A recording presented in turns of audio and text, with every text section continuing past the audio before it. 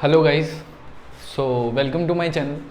तो बच्चों, हमने लास्ट क्लास में क्या किया था, एलोट्रॉप्स तो ख़त्म हो गए थे। उसके अलावा क्या किया था, वर्सेटाइल नेचर ऑफ कार्बन, वो कंप्लीट कर लिया था। तो आज के लेक्चर में क्या करेंगे हम? आज के लेक्चर में हम करेंगे ऑर्गेनिक कंपाउंड। ठीक है, ऑर्गेनिक कंपाउंड क्या होता है, और उसके बाद ये पढ़ना है कि organic compound has been classified into 3 categories, that is alkane, alkene and alkyne. ठीक है, उसके बाद वाले लेक्चर में फिर हम फंक्शनल ग्रुप पढ़ेंगे, फिर नॉमेनक्लेचर पढ़ेंगे, फिर केमिकल प्रॉपर्टी पढ़ेंगे। तो ऐसे हमारा सीक्वेंस चलेगा। तो देखो, सबसे पहला देखो, आज क्या पढ़ना है आपको? Organic compound. ऑर्गेनिक वैसे बहुत डिटेल में +1 +2 में आ जाएगी आप। ठीक है, तो ऑर्गेनिक कंपाउंड क्या होता है, समझो क्या होता है। होता कुछ ऐसा है कि ऑर्गेनिक कंपाउंड को आप डिस्क्राइब कर सकते हैं ऐसे कि सबसे पहला आप ये देखो कि एक ना कंपाउंड था अमोनियम साइनाइड, उसका रिएक्शन करवाया गया। नहीं, कुछ गलत बोल रहा हूँ मैं। देखिए, पोटेशियम साइनाइड था, ठीक है, उसका रिएक्शन करवाया गया अमोनियम क्लोराइड के साथ। ठीक है, रिएक्शन करवाया तो डिस्प्लेसमेंट रिएक्शन हुआ, अमोनिया ने साइनाइड के साथ अट्रैक्ट हुआ, ठीक है, और साथ में KCl, तो ये बना। इसमें ये जो बना है, this is what, this is potassium cyanide, potassium cyanide, और ये क्या है, this is ammonium cyanide, ammonium cyanide. अब बात ऐसी है कि अमोनियम साइनाइड को हीट किया गया लगभग 473 केल्विन पे, तो एक रीअरेंजमेंट हुई। अच्छा, रीअरेंजमेंट का मतलब होता है कि मॉलिक्यूल अपने आप में अरेंज हो जाए और उसके फंक्शनल ग्रुप में बदलाव आ जाए। समझो, अगर कोई कंपाउंड में कार्बन मतलब जो एलिमेंट्स हैं उनके नंबर ना बदले, लेकिन उनमें फंक्शनल ग्रुप बदल जाए, तो उसको रीअरेंजमेंट बोलते हैं। जैसे ये क्या बन जाएगा, कुछ ऐसा फॉर्म, NH2C डबल बॉन्ड हो और NH2। आफ्टर रीअरेंजमेंट ये क्या बन जाता है, ये आपका कंपाउंड है जिसको आप यूरिया बोलते हैं। तो urea is the first organic compound that is synthesized in the laboratory, synthesized in laboratory। कहने का मतलब है कि उससे पहले ये माना जाता था कि जो ऑर्गेनिक कंपाउंड है वो हमें सिर्फ नेचुरल चीज़ों से मिलता है। ठीक है, जितने भी ऑर्गेनिक चीज़ें हैं, ऑर्गेनिक मतलब नेचुरल चीज़ें जो होती हैं, चाहे वो एनिमल हो चाहे वो प्लांट हो, ठीक है, लिविंग बीइंग से जो मिलता है वही ऑर्गेनिक कंपाउंड है।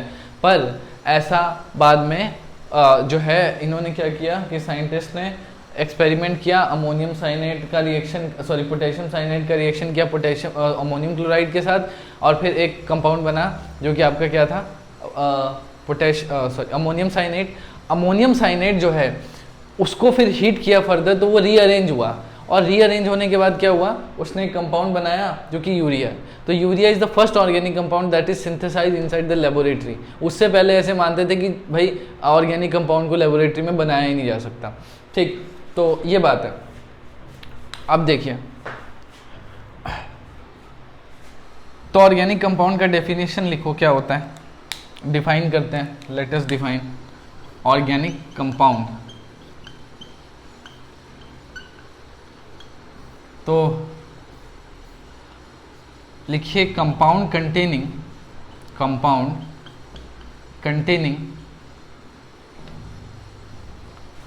Carbon and hydrogen, compound containing carbon and hydrogen, and a part of this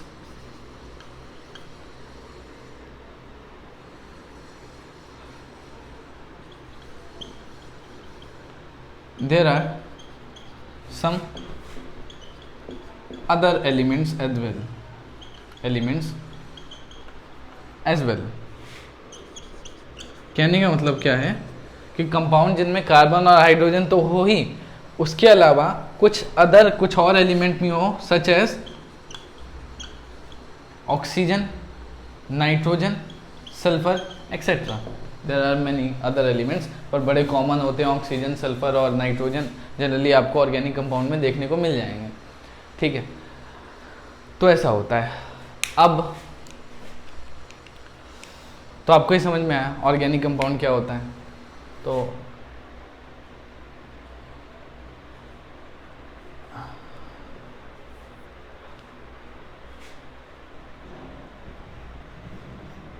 किसी भी ऑर्गेनिक कंपाउंड, अच्छा एक बात समझो, मेरी बात समझो ध्यान से।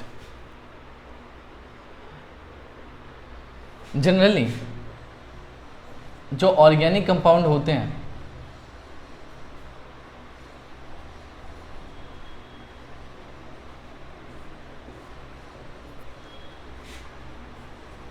वो compounds of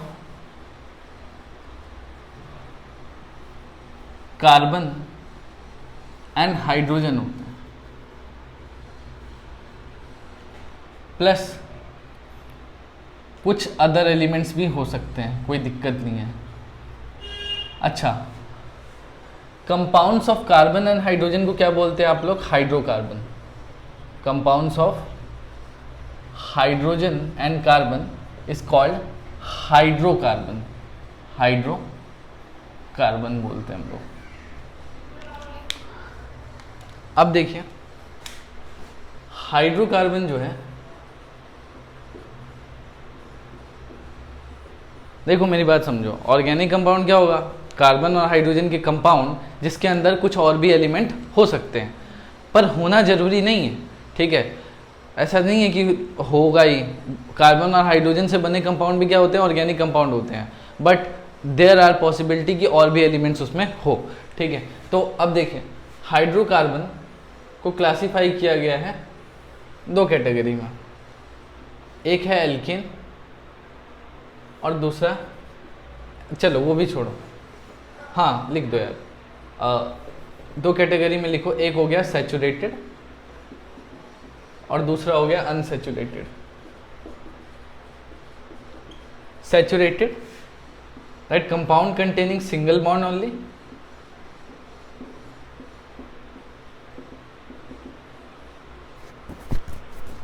carbon carbon single bond only,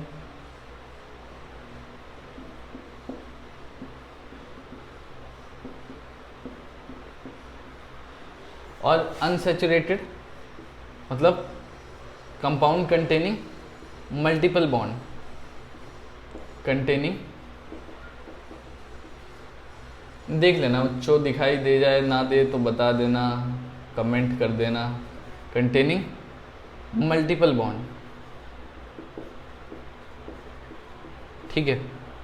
अब मेरी बात समझो, सैचुरेटेड कंपाउंड का जो जनरल नेम होता है वो होता है एल्कीन, और अनसैचुरेटेड कंपाउंड का जो जनरल नेम होता है, मतलब unsaturated is further classified into two categories, that is alkene and alkyne. अब बात इतनी सी है कि सिंगल बॉन्ड वाले को तो आप एल्केन बोल रहे हो, मल्टीपल बॉन्ड में क्या हो सकता है? अगर कंपाउंड में डबल बॉन्ड है, ठीक है, डबल कार्बन कार्बन के बीच में डबल बॉन्ड है, तो फिर वो एल्कीन है, ठीक है। और अगर कार्बन कार्बन के बीच में ट्रिपल बॉन्ड है,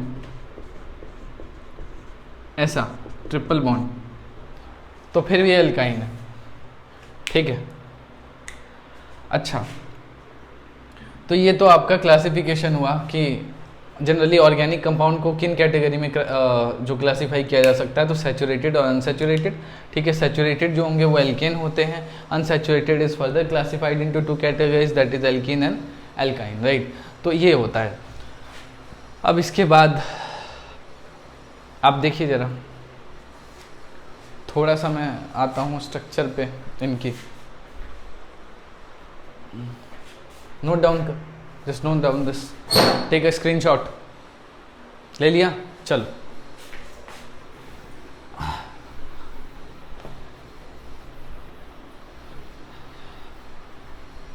अब देखिए मेरी बात समझिए जरा, इधर देखिए कि स्ट्रक्चर किसका, तीनों का ही पढ़ रहे हैं, एल्केन, एल्कीन और एल्काइन। सिंपल सी बात समझो, एल्केन क्या होता है? एल्केन होता है जिसमें सिंगल बॉन्डेड हो। जैसे फॉर एग्जांपल मैं CH4 लिखता हूँ, CH4 लिख रहा हूँ तो कार्बन के बीच में कितने बॉन्ड है? 4 है ना ऐसे। और मैंने एक बार आपको बना के भी दिखाया था, तो कुछ ऐसा बॉन्ड होता है ये, और फिर ऐसे 2 बॉन्ड प्लेन में होते हैं, एक बॉन्ड प्लेन से पीछे होता है और एक प्लेन के बाहर होता है, मतलब इस बोर्ड से बाहर आ रहा है ये वाला, और इस बोर्ड के अंदर जा रहा है ये वाला बॉन्ड। डॉटेड जो दिख रहा है और जो सॉलिड लाइन दिख रही है वो क्या है? बोर्ड के ऊपर है, यानी प्लेन पे दिखा सकते हैं, 2 डायमेंशन में रिप्रेजेंट कर सकते हैं हम लोग। तो एल्केन तो ये हुआ। अब आइए एल्कीन पे, फिर एल्काइंस में। अच्छा उससे पहले एक बात समझिए, ये एंगल कितना है? 109 डिग्री 28 मिनट। मैंने पहले ही बताया था, this is called tetrahedral angle. आपसे कोई पूछ ले कि इसका शेप क्या है, तो टेट्राहेड्रल शेप होता है, ठीक है, पर उतना जानना नहीं है। आप ये समझिए जो एंगल है वो 109 डिग्री 28 मिनट होता है, दैट्स इट। एल्कीन में देखिए, एल्कीन देखो मैंने लिख दिया मान लो H6 नहीं H4 चलिए, तो मैंने क्या किया? कार्बन। अब देखो एल्कीन मतलब डबल बॉन्ड, डबल बॉन्ड बनाने के लिए एटलीस्ट 2 कार्बन तो चाहिए ना, कार्बन के बीच में ही डबल बॉन्ड बनेगा ना, ठीक है। मैंने लिखा तो है कि कंपाउंड कंटेनिंग मल्टीपल बॉन्ड, यानी कार्बन के बीच में डबल बॉन्ड होना चाहिए, कार्बन के बीच में ट्रिपल बॉन्ड। इसका मतलब there must be at least 2 carbon, ठीक है, for the to apply the double और ट्रिपल बॉन्ड, राइट। तो आप समझिए ये रहा C2H4, ये देख लो, थोड़ा मैं बड़ा बना देता हूँ, इधर देखिए,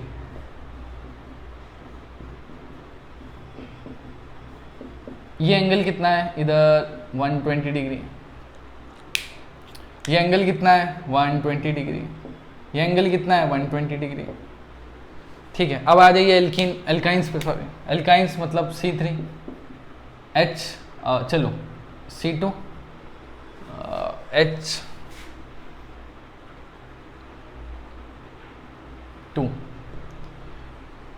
इधर देखो C ट्रिपल बॉन्ड और ये H।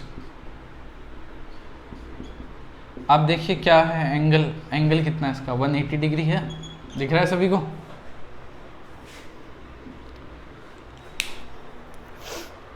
एल्केन में एंगल कितना है? 1098 डिग्री 28 मिनट। एल्कीन में कितना है? 120 डिग्री होता है, प्लेनर होता है, मतलब 120 डिग्री मतलब प्लेन पे रिप्रेजेंट हो सकता है। 180 डिग्री है, ठीक है, एक स्ट्रेट लाइन सिंगल डायमेंशन में रिप्रेजेंट हो सकता है। तो देख रहे हो ये सिंगल डायमेंशन रिप्रेजेंटेशन है, ये 2 डायमेंशन में हो रहा है, यानी 2D चाहिए आपको, एक्स और वाई एक्सिस की जरूरत पड़ेगी। ये जो है वो 3 डायमेंशन पिक्चर है। मैं आपको बताता हूँ, कार्बन की टेट्रावेलेंसी होती है, जानते हैं?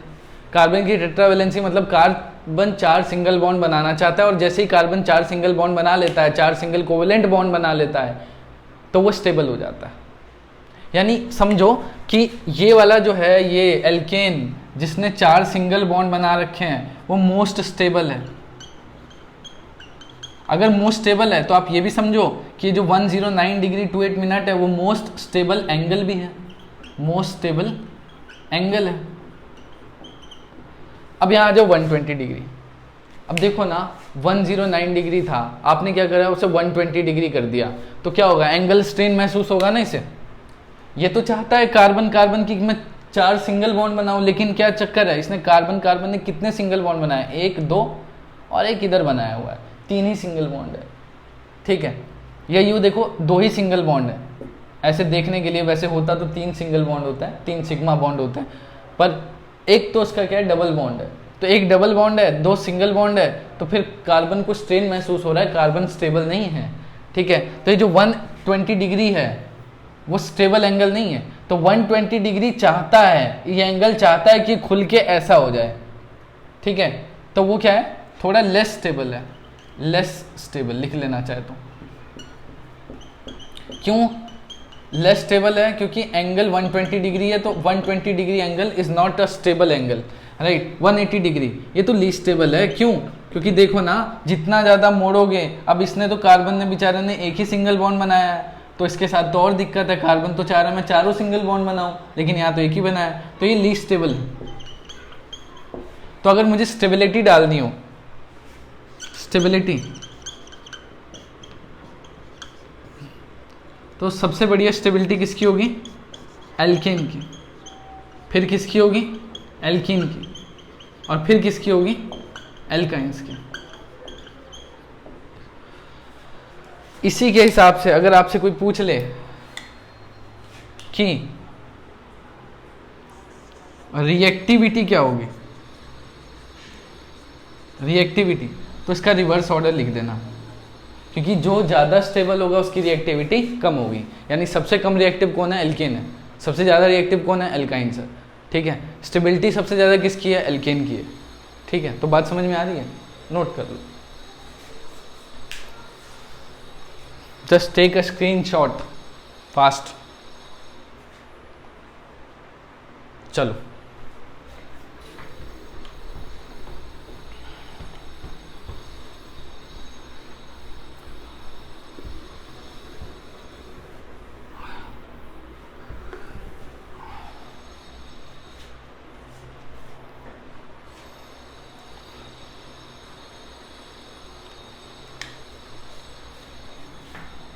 अब मेरी बात समझना।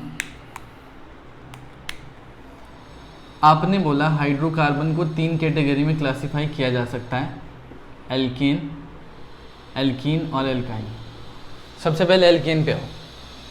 एल्केन का जो जनरल फार्मूला होता है CnH2n+2, दिस इज व्हाट?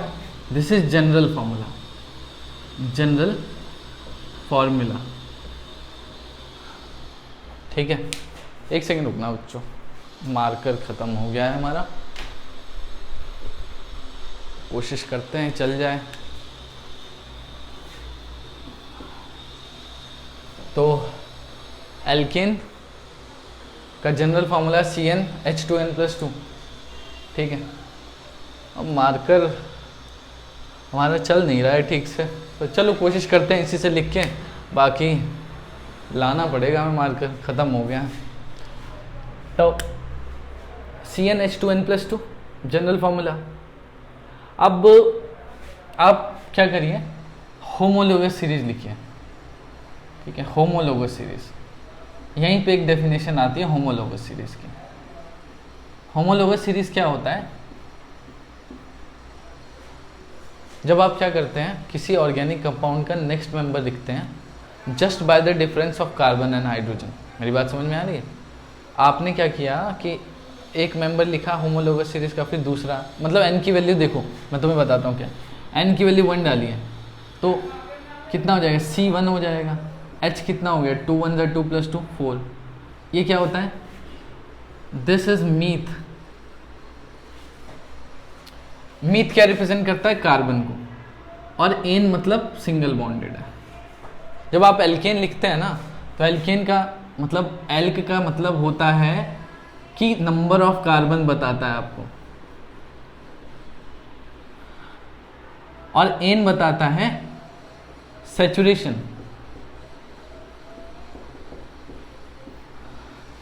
मतलब सैचुरेशन का मतलब है कि सिंगल है या डबल है। तो एन जो है वो सिंगल बॉन्डेड है, इसीलिए मैंने सैचुरेशन लिखा है, ठीक है। तो आपको क्या दिखा रहा है कि एल्क मतलब नंबर ऑफ कार्बन की एक कार्बन है, यानी मीथ ये दिखा रहा है कि एक कार्बन है, और एन ये बता रहा है कि सिंगल बॉन्डेड है, सारे कार्बन कार्बन के बीच में सिंगल बॉन्ड है, ठीक है। मतलब there is no double bond involve, ठीक है। सैचुरेशन का मतलब होता है कि डबल बॉन्ड या ट्रिपल बॉन्ड की इन्वॉल्वमेंट नहीं है। अब्सेंस ऑफ डबल और triple bond is called saturated bond. अच्छा, N2 डालिए, C2 H2 = 4 2 6, क्या हो गया ये? Ethane, ईथ N. ईथ मतलब 2 कार्बन है, नंबर ऑफ कार्बन पता चला ईथ से, और एन मतलब सिंगल बॉन्डेड है। N3 C3 H H क्या हुआ बताओ, 3 2 6 + 2 8 क्या हो गया, प्रोप इन N4 डालिए C4 H10 ब्यूटेन N5 डालिए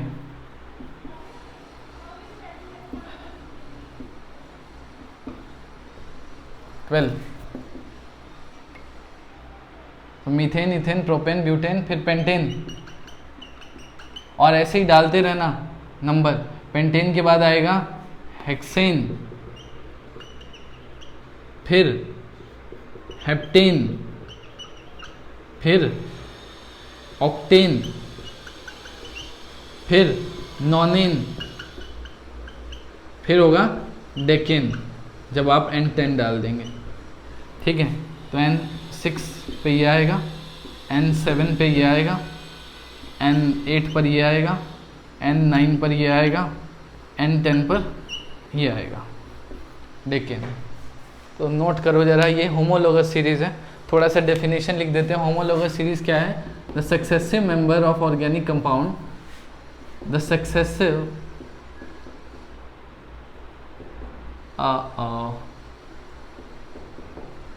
member of organic compound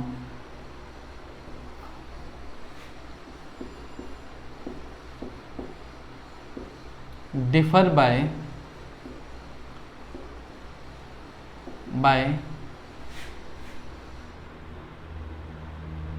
the number of carbon and hydrogen only. ठीक है, the successive member of organic compound differ by the number of carbon and hydrogen only. तो ये होता है homologous series कि आप next लिखते जा रहे हैं नंबर में, ठीक है, मतलब N1 2 डालते जा रहे हैं तो क्या इंक्रीज हो रहा है, कार्बन और हाइड्रोजन का नंबर ही तो चेंज हो रहा है, और क्या हो रहा है, कुछ भी नहीं। ठीक है, this is homologous series of alkene, right. अब सिमिलरली आप होमोलोगस सीरीज ऑफ एल्कीन और एल्काइन भी लिख सकते हैं, कोई बड़ी बात तो है नहीं, देख लो।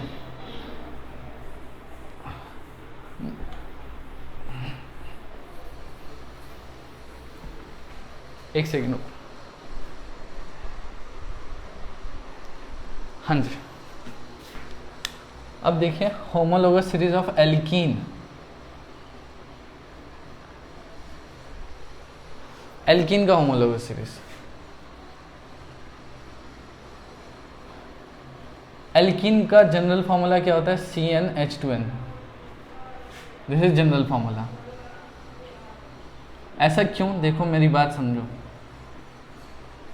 आप क्या लिखते हैं अगर मैं आपको बोलूं इथेन लिखने को, तो इथेन क्या है? C2H6 है। C2H6 को कैसे बनाओगे बताओ? C2H6 को ऐसे ही बनाएंगे ना आप, C2H6, C2 ये हो गया, H6 मतलब ये बनाएंगे ऐसे,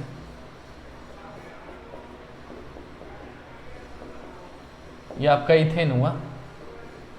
और मैं आपको बोलूं इथीन बनाओ, इथीन बनाओ, तो आप क्या होगा? C2H4, मतलब आप क्या करेंगे? इथीन बनाने के लिए क्या करेंगे?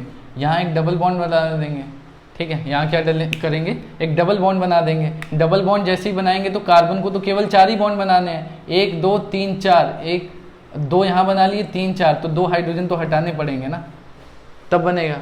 इसका मतलब इसके जो जनरल फार्मूला होता है उसमें 2 हाइड्रोजन कम करने पड़ते हैं उसके जनरल फार्मूला से। यानी सोचो एल्केन का जनरल फार्मूला क्या था? CnH2n+2। अगर आप उसमें से 2 माइनस कर दो तो कैंसिल होके क्या बन जाएगा? CnH2n ना। तो यही है बस।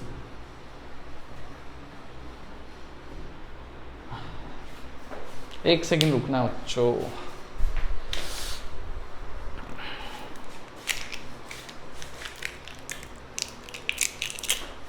मिल गया हमें एक मार्कर, अभी दिखा। तो देखिए इथीन में आपने क्या करा? डबल बॉन्ड डाल दिया। तो समझ में आ रही है बात? ये देखो डबल बॉन्ड डाल दिया, ये H। तो इसका जनरल फार्मूले में एल्केन के जनरल फार्मूले से 2 हाइड्रोजन कम होते हैं, इसीलिए हमने CnH2n लिखा है, ठीक है, देख लो समझ में आ रहा होगा। 2n। अच्छा, आप क्या करेंगे, n1 डालो। n1 डालेंगे तो क्या होगा, CH2, ये क्या होगा, मीथ, फिर इन। n2 डालिए, C2H4, क्या हो गया, ईथ, इन, इथिन। n3 डालिए, C3H6, क्या हो गया, प्रोप, इन, प्रोपिन। बात समझ में आ रही है। मीथ क्या दिखा रहा है, नंबर ऑफ कार्बन, एक कार्बन है तो मीथ हो गया। और इन क्या दिखा रहा है, अनसेचुरेशन दिखा रहा है कि डबल बॉन्ड है। डबल बॉन्ड को रिप्रेजेंट करने के लिए इन लिखते हो आप, डबल बॉन्ड। तो वही बोल रहा हूँ कि एल्कीन में क्या होगा, एल्क दिखा रहा है आपको नंबर ऑफ कार्बन, इन दिखा रहा है कि क्या है, डबल बॉन्ड है। लिख लो चाहे बात। इन क्या रिप्रेजेंट कर रहा है, डबल बॉन्ड रिप्रेजेंट कर रहा है। Carbon carbon double bond. ऐसे ही N4 डालिए और सब लिख दीजिए आप अपने हिसाब से। ये आपका होमवर्क है, कर लेना, ठीक है। ऐसे ही आप एल्काइंस का कर सकते हैं।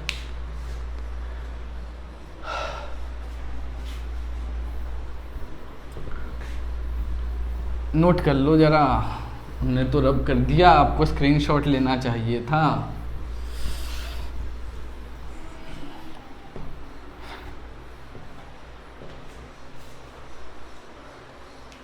अब एल्काइंस,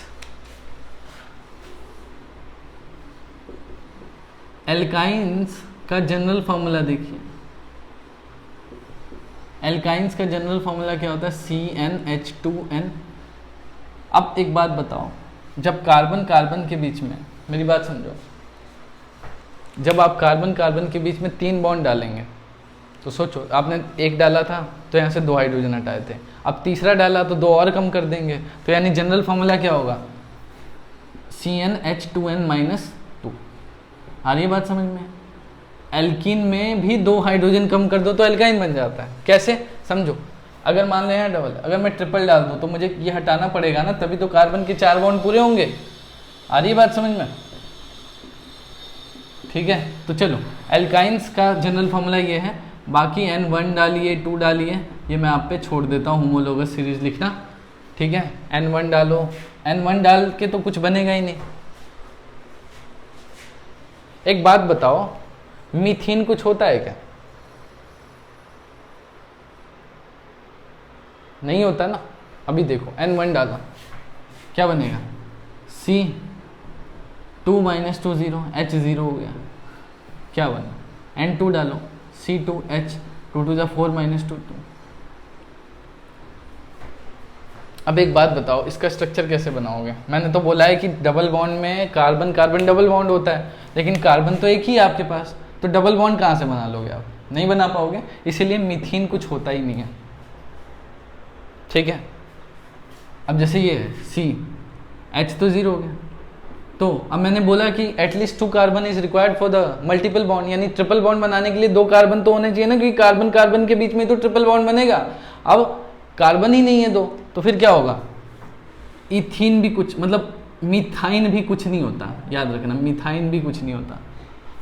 तो ऐसा क्वेश्चन आता है आपके एग्जाम में कि आपसे पूछते हैं कि what is the 4th member of alkene, what is the 4th member of alkene in homologous series, तो आपका आंसर होगा ब्यूटेन। लेकिन आपसे पूछ लें कि what is the 4th member of alkene in homologous series, तो आपका आंसर पेंटीन होगा, ना कि ब्यूटीन। क्यों, क्योंकि इसमें एक सक्सेसिव चलता है। आपसे अगर पूछे कि फर्स्ट मेंबर ऑफ एल्कीन क्या है, तो आप क्या बोलोगे, इथीन, ठीक है। और आपसे पूछे फर्स्ट मेंबर ऑफ एल्केन क्या है, तो आप क्या बोलोगे, मीथेन। तो फर्क है ना दोनों में। क्यों, क्योंकि अगर आपका क्या होता है, ये तो एग्जिस्ट ही नहीं करता, तो पहला कौन हुआ, ये हुआ, दूसरा कौन हुआ, ये हुआ, तीसरा कौन हुआ, ये हुआ।